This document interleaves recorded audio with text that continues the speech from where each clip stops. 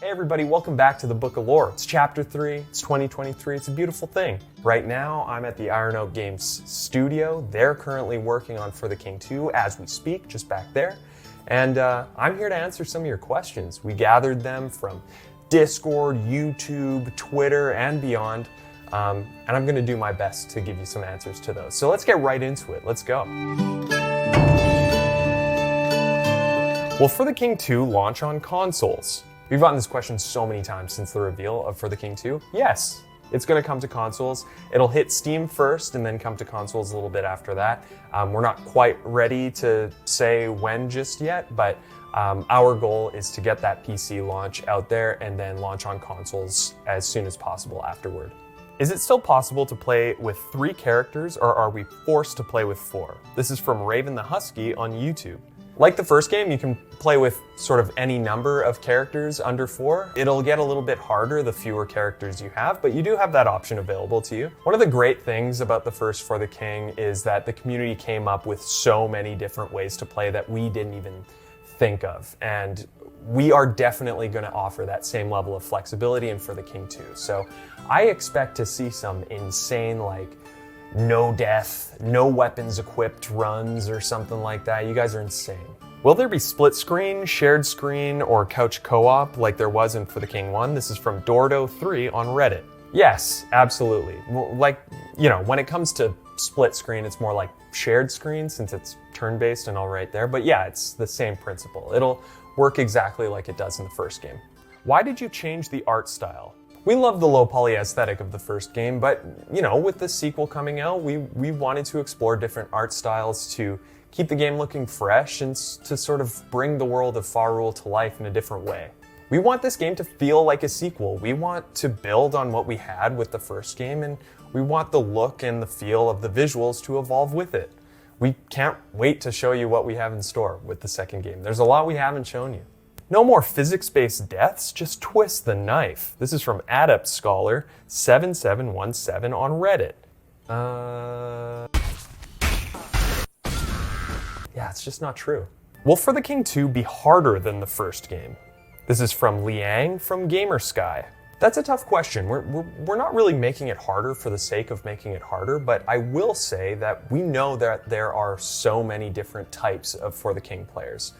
On one hand, some players really want like a casual, relaxing experience with their friends, and some want to get sucked into the strategic and tactical challenge of it all. And I definitely know there are some players that kind of fall in the middle of those two things. Our main goal is to satisfy the entire spectrum of For the King players.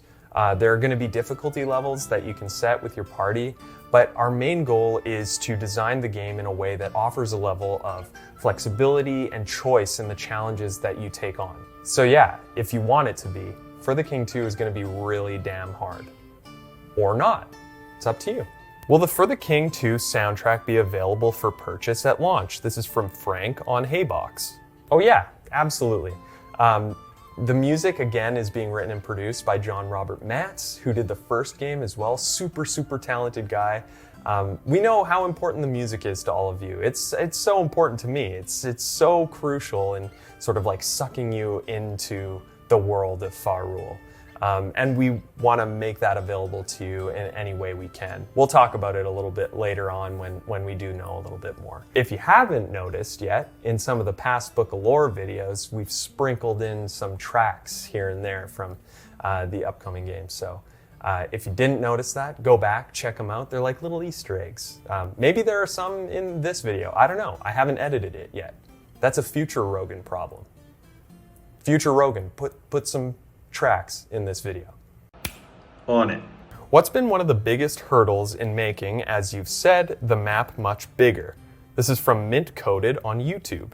This is a great question. There are a couple challenges with this. Firstly, density, keeping interesting elements spaced out in a way that makes sense and feels balanced. Second, making quests feel like For the King 1, and by that I mean allowing players to sort of forge their own path through it and making sure that players don't get lost in the bigger world. And finally, putting the focus on making the maps better, not just bigger for the sake of being bigger, but bigger for the sake of like containing all of the awesomeness that we want to bring to it.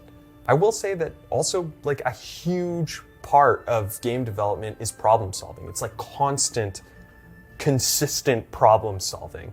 And the great thing about that is like the Iron Oak team is prepared for that challenge. They're super experienced and ready to sort of take on those things as they come. They have been taking on those things as they come.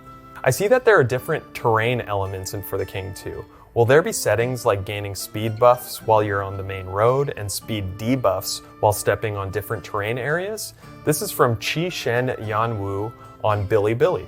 So I don't want to spoil too much with this question. It's a really interesting one. I don't think it'll work in the same way that you have outlined here, but I will say that we do have some really interesting plans on how to tackle terrain traversal and how to make that overworld gameplay very interesting and varied. I'm not going to talk too much more about it. I'll just keep it there. But you guys should definitely be intrigued, and we'll be showing that stuff off very soon. I think we're going to leave it there for now. Thank you all so much for your questions. We definitely did not get to all of them because, you know, you're all a very curious bunch. But if any questions did like sort of stem from this video, or there's any lingering questions that you'd like answered, feel free to join the Discord. I have a link somewhere here. It's definitely in the description. And you can join that. You can talk all things For the King 2. You can, you know, try and squeeze some information out of me there. I'll try not to leak too much, but you never know. I don't even know what I'm going to do in an hour from now. So there you go. More Book of Lore videos are coming out for you very, very soon. But until then, I'm going to go play some pinball. So I'll catch you all in the next video. See you later.